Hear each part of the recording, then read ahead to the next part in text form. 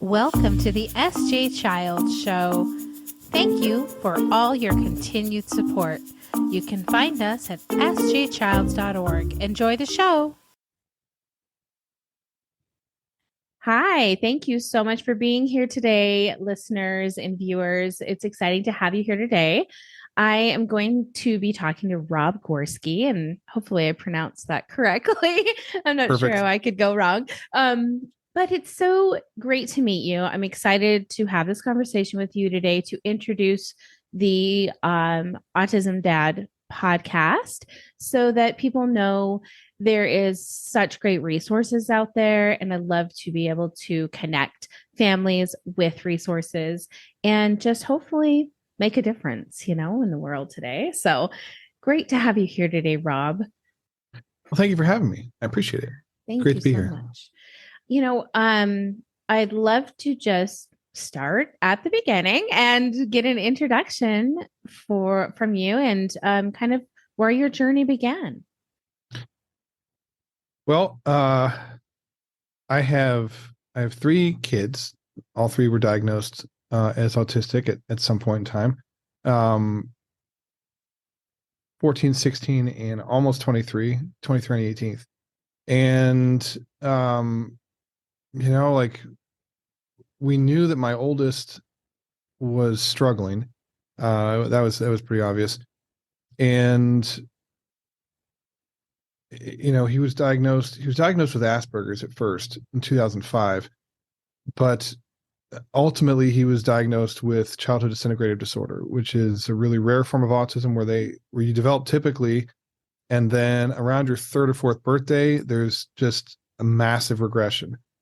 And it feels like it's overnight, like to the parents, because I've talked to I haven't talked to that many people, but quite a few lately, actually, like way after the fact. I'm finding people that are diagnosed or have kids diagnosed with this now. And it does feel like it's overnight. So you feel like you're grieving the loss of a child, because the regression is so profound that you have to get to know your kid again. I mean, it's totally different kid, different personality, different likes, dislikes, everything changes. And so we navigated that for a really long time. And then when my other two came along, they seemed very different. So autism was never even on my radar anyways, because I didn't know enough about it to realize that they can be very, very different from each other and still have the same diagnosis. Yeah. My youngest was nonverbal for probably the first 4 years of his life, and they thought he was deaf. And exploring that led to an autism diagnosis, because he's not hearing impaired, and he just started talking one day out of nowhere and hasn't stopped. But he presents very differently than his oldest brother. And then my middle child, who's 16, is very, very different than both of them. And so it's hard to wrap your head around. They all have the same diagnosis. They're just, they just present differently. So that's how that whole thing started. As far as the stuff that I do, I was really struggling with some of the behavioral issues and just trying to navigate everything. I felt just overwhelmed and frustrated. I'm a fixer, and I couldn't fix this, right? And I felt like I was failing my kids because I couldn't take this away. And I started writing a blog called Lost and Tired, and it was meant to be private. I thought it was just like a dumping ground for what I was feeling. And it was really therapeutic for me, because I would write it and then I would walk away from it and feel like I had left it behind. And people started reading it, and I found that like I was embarrassed at first, because I thought like nobody should read this stuff. But it's all the things that you're thinking and feeling when you're going through these things that so many other people are thinking and feeling, just nobody wants to say it. Nobody feels comfortable admitting that. And And I just found that it provided comfort for people. They were relieved to know that they weren't the only ones feeling that way. And it inspired a lot of people to start doing the same thing. And this is back in like 2010. And it just kind of grew from there. I found it was therapeutic for me to share what I'm feeling and what I'm experiencing. And as a fixer, as someone who likes to help people, I knew that doing that was also helping other people. So something positive was coming from the things that I was struggling with. And and then it just kind of grew from there. And my husband actually asked me, I read that on your website this morning, and he said, "Oh, I want to go back. I want to read that first post. I want to see what it was about." And and I said, "Oh, that's interesting."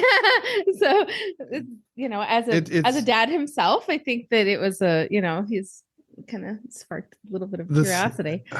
Like when I look back at the really old stuff, it's really cringy for me because it was very raw and very untethered if you thought it was private. Yeah, right. And so I mean, it's just like going back and listening to the first season or two of the podcast. It's like, I can't do it. It's so, there's a learning curve to all this stuff. And I found that as I moved forward, I was able to express myself in a way that was, more beneficial to people and more beneficial to myself. And, but yeah, I mean, you can start back. I don't remember the exact date, but it's like 13,500 something posts back. 2010. That's all I know. Yeah.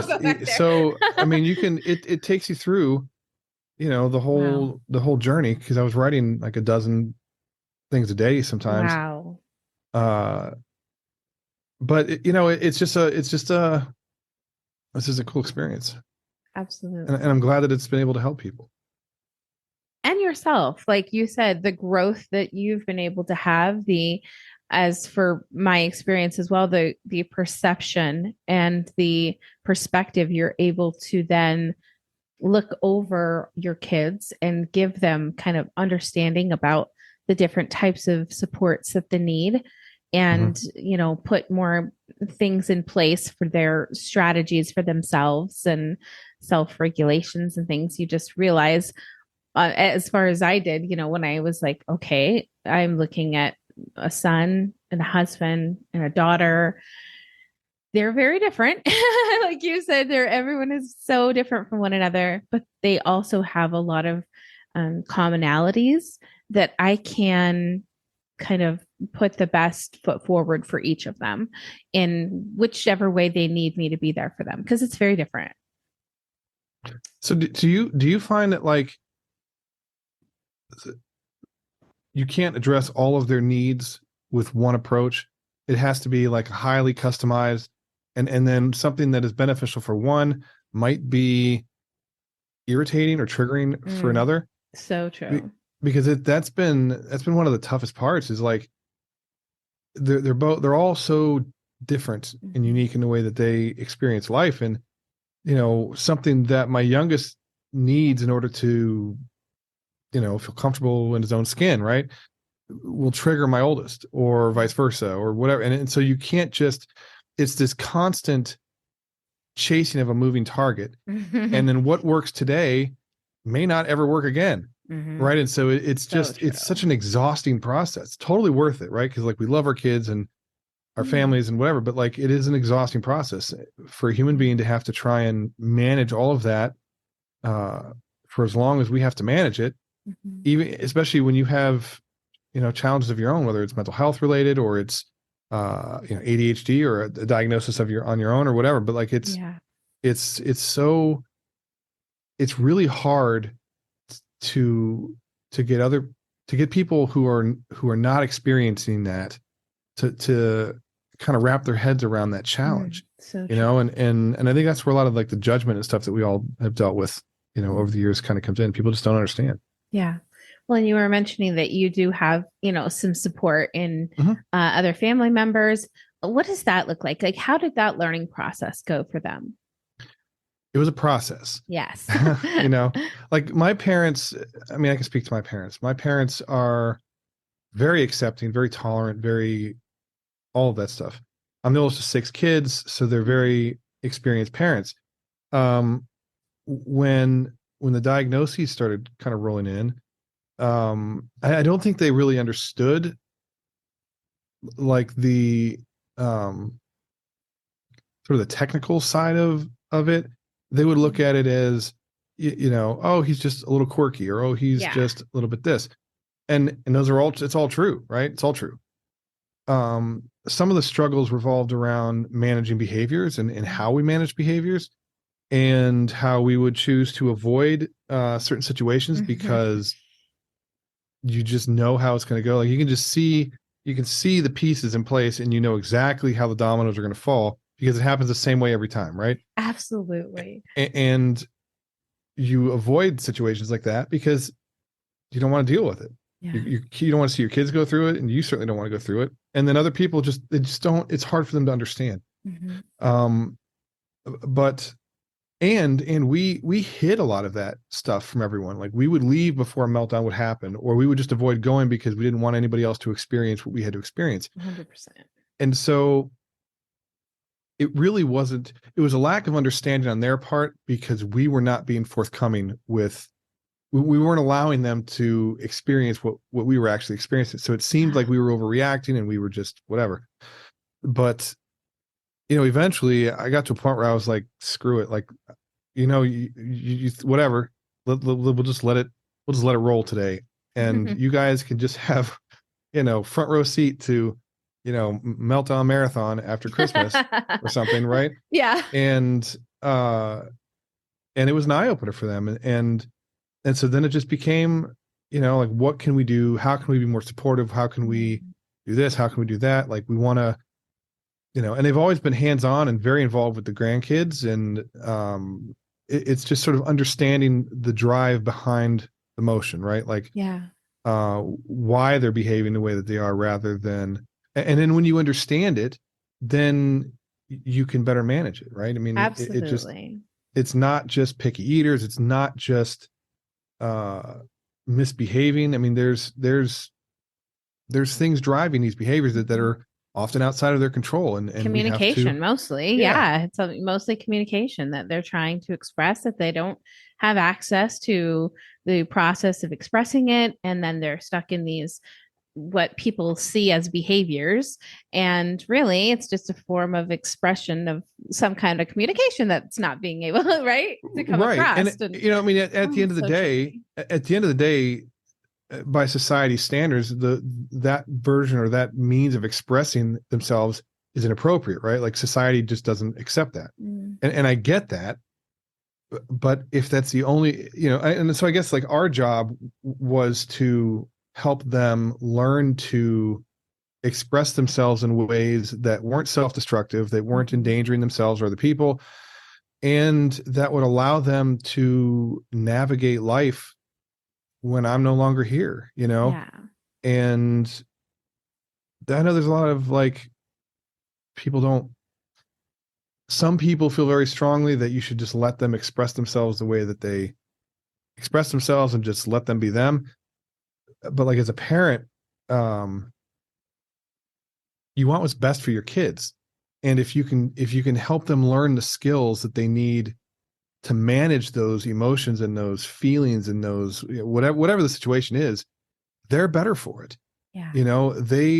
Meltdowns are miserable for them. I mean, it's an acute sign of distress, and they are absolutely miserable, and they are so overwhelmed that they can't do anything else but purge. Yeah. And if we can help them to avoid that, then that's improving their quality of life. And then it trickles down to the rest of us, but it also improves their quality of life first and foremost. And, so I just, not sure where I was going with that, to be honest with you. No, it's great. It's great. Lost track. It is so true though, that there's so many layers and there's so much, like we couldn't even cover, all of the depths of our journeys in, one 30-minute time period or an hour or anything. I mean, it would take, we'd have to just do a show together, Rob. That's it. No, I'm just joking. The Mom and Dad podcast, right? Yep. But it is so true that these journeys are just so intimately different for one another. They are so important, like to have as much support as you can get. What type of support did you get as far as like services and things like that? What did you guys do? Just did it on your own? Like, what did that look like? We never really had a lot of, I mean, like my kids had like OT and PT and stuff like that. There was no respite. We never had respite, like professional respite. Kids go to the grandparents who were amazing on both sides. And that was it. You know, speech therapy for a while, OTPT, like I said, that was it. I mean, there was not, there wasn't like this plethora of supports that were just, you know, pooling around you, like, oh, pull from this, pull from this. I mean, there just wasn't. And even with as much as I did in the community and as experienced as I had become, like, there was nothing. There weren't even support groups. Wow. You know, so online community was the biggest source of support, just connecting with other parents. And you know, it's a lot different now because we're talking, you know, 20 years ago at this point, but it really was, I mean, kind of figuring things out as we go and left to our own devices. And it was one of the reasons why the writing was so important to me, because I know what it's like to take on this journey completely blind, not having any idea what you're supposed to be doing, not having anybody to guide you or help you navigate that.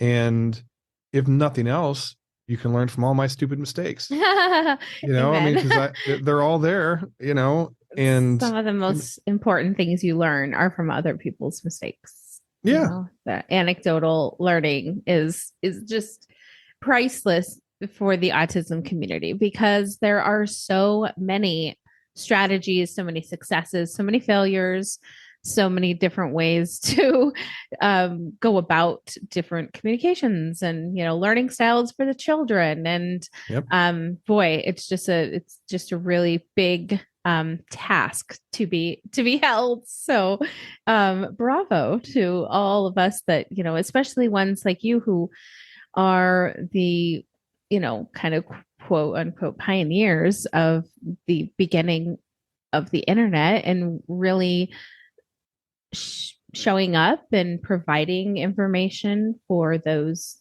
places that it hasn't been available. Well, thank you. And there's a lot of people out there that are doing this now. And, you know, I think every story told helps us better understand the whole, right? Like,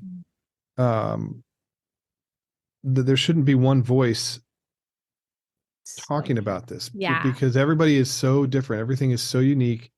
And I really think the more people that talk about it, the more, I think it's the best way for us to raise awareness, you know, understanding and acceptance is by sharing our stories, putting a face to the challenge and let people see what it's like. It's not about making our kids look bad or making us look like we're hero parents, because we're not. And we're just like everyone else. We're just dealing with challenges that are complex. And the only way people are going to get it is if they get to see it or they get to experience it. And the more people that do that, the more accurate of a picture we can present to the world. And, you know. Yeah. Tell us about your podcast and what that looks like in the episodes. Well, it started out really rough. Don't ever go back. We were talking about that a little bit. Like, don't go back. Just start with like season 3 and 4. But I got burnt out on writing, and, you know, I didn't realize that I had ADHD at the time. And so, like, I would just get stuck in this cyclical thinking where, like, I couldn't come up with a title for something. So I would get so frustrated, I just wouldn't publish anything. And so I now have this like collection of like 400 drafts that never got posted over the years. And so I thought, you know, it would be so much easier to just talk about what I wanted to write about. And so I just started out talking into my, like, you know, holding my phone up and just talking into my phone, and then publishing that through Anchor, I think at the time. And, you know, I wasn't interviewing anybody because I didn't want to, like, I wasn't comfortable talking to people about like face-to-face stuff like this. And I just started talking about what I would normally write about. And then it evolved to interviewing other parents, because then I thought, well, if this is helpful for me, maybe it'd be helpful for another parent who doesn't have a platform, doesn't have, maybe they feel like they don't have a voice, to give them one, and then have a conversation and just learn about who they are and what they're doing and what their life is like, and about their kids and the challenges and the struggles and the triumphs and whatever. And I wanted it to be something like you bump into somebody while you're in line at the grocery store, and you just strike up a conversation and discover that you both have autistic kids, and it just brings you that sense of connection, and you're just reminded that you're not alone.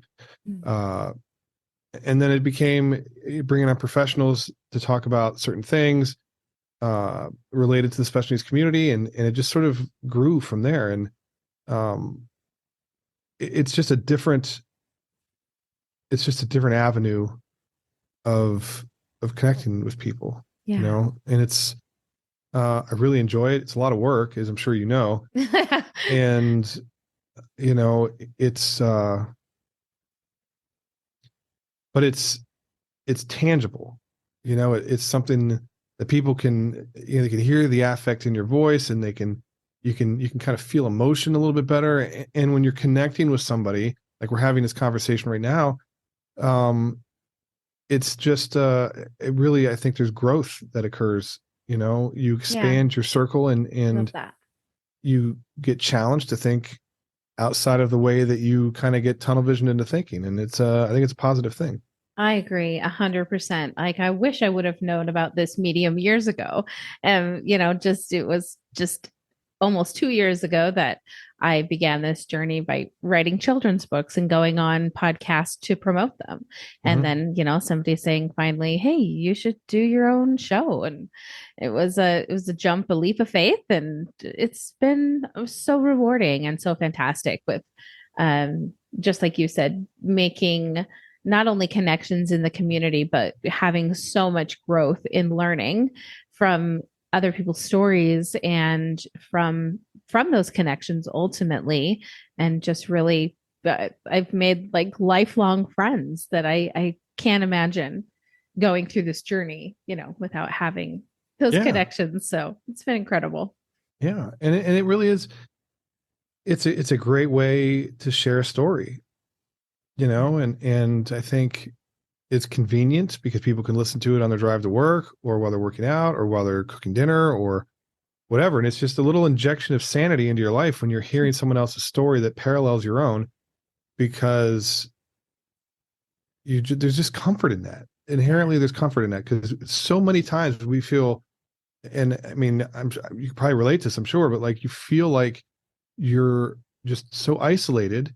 You mentioned like you're an island of four, right? And that's isolating, and it feels awful sometimes. And just hearing someone else that can relate, knowing that you can connect with somebody who is in a similar boat, is such a powerful means of absolutely helping people.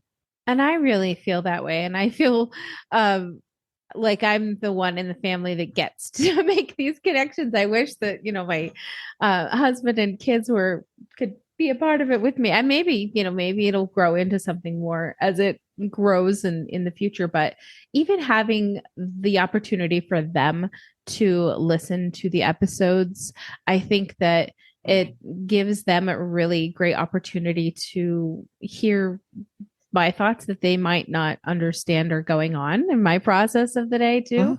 And just an opportunity for us to really support each other in knowing that, like you said, we're not alone. We have a lot of people that we can lean on this journey. Where could we go to find you? Tell us what your website and your podcast information. Sure. So all of my stuff can be found at theautismdad.com. Like all my social information is on the top left of the page. You can just click on the sites are kind of integrated, so you can just bounce between the blog and the podcast stuff. So it'll say it's episodes now or listen or something, and you just click there and it'll bring up the site for all the podcast stuff. And I'm launching we're launching a second podcast.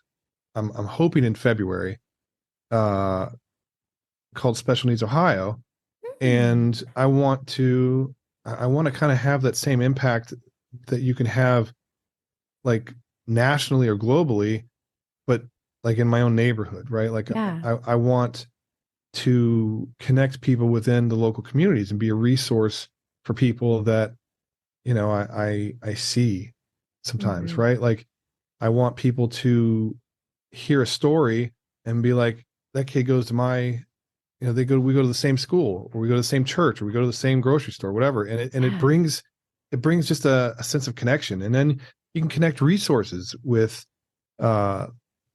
people in the local community that need it, and I'm really, really excited about that. I love that idea. That's really good and keeps it very personal. And like you said, really helps that it's that community around yourself, which is, I think, the most important place to start and to work really hard at building. Yeah. And, everything that I've done up until this point, I've done alone. I'm a one person operation. And I get that. Yeah, it's a lot of work, trying to manage everything. And the special needs, the Special Needs Ohio podcast and stuff, like my girlfriend and I are doing that together. Like it's kind of a project that we're taking on together, and she's very experienced in child development and has a lot of local connections. And I love that. We're just gonna build something awesome that can really help a lot of people. And I'm very grateful for the help, for one thing. And it's really cool to be able to do something like that together. And it's just really cool. Very excited. Oh, well, I'm excited for you as well. So please let me know when that happens so I can share that information as well. And thank you. Cross share everything we can. I think that, supporting all of our advocates. And just this last summer, I had a summit called the 1 in 44 tour. I don't know if I had reached out to you during that time or not, but we had 34 autistic advocates, speakers, musicians, rappers. Wow. It was one of the most incredible 2 days I've ever been to. Not only that, I hosted it. It was fantastic. But I'm going to do it again. It was an annual event. So, maybe we can get you on as one of our live podcasts, to come on the show. We'd love to have you. So that'd be really cool. Formal invitation sent. Well, thank you. I'm trying to do more stuff like that. Like I kind of, one of the things that I regret when I look back on this whole process is that I kept myself in a bubble where I did my thing and then I left. Right. Like I would support people because I would get not phone calls. I'd get not text messages. I'm sorry. Like, emails. And I handed out my phone number to everybody. Yeah. Emails or like messages on, Facebook or something like that, where people need to talk, and I would jump on a Zoom call or something with somebody and just like let them vent. But I mostly kept inside of a bubble, and I didn't venture out of that. It was safe in my little bubble. So now I'm like pushing myself to accept invites to conferences and do more stuff like this, and just try and connect with people, because that's really where the magic is. It's connecting with people. And I just, I've kind of been bitten by that bug now, and I'm kind of working into doing more collaboration stuff and putting myself out there more than hiding behind, a microphone or a blog page or something. Yeah. Absolutely. I agree. And I think that I've found a whole new excitement for life and love for myself and love for the community that I'm in by being a podcaster. It's turned on this whole new self-sareness about me. So it's been a really fun journey. I've had a wonderful time talking to you. I'm so glad that we got to connect like this, and really look forward to keeping in contact with you in the future, following your page and your podcast. So well, thank you. Thank you for having me. I really appreciate it. And should have you on the show as well. I'd love to. When I get, let me know. I'm working on scheduling stuff for season 6 now. Me too. We're season 6 too. That's what you'll be on. Congratulations. How funny, right? There we go. Oh, And alignment. yeah, and I like the collaboration and the cross promotion and helping to connect with people that maybe have been outside of your circle, but you can benefit them, and it's just it's nice to work with people and make a difference. So Absolutely. thank you for having me on. Oh, thank you so much. It's been a pleasure, and we will definitely be in touch.